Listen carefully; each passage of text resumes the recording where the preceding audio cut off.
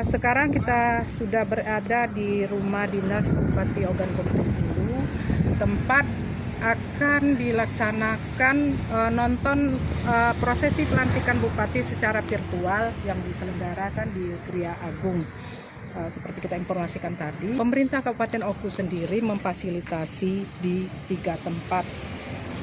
Ini tujuannya untuk memberikan kesempatan kepada masyarakat Oku, khususnya yang ingin menyaksikan secara virtual acara pelantikan ini.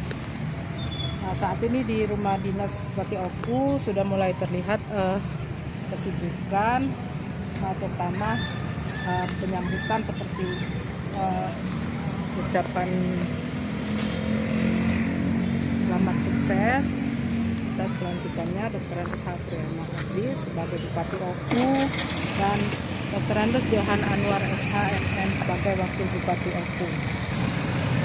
Bisa kita saksikan di sini mulai dari pangkal jembatan Ogan 3, tepatnya di samping Ramayana, itu sudah terlihat papan ucapan selamat sukses atas dilantiknya Dr. Andes H. Kuriana Aziz dan Johan Anwar SHMM.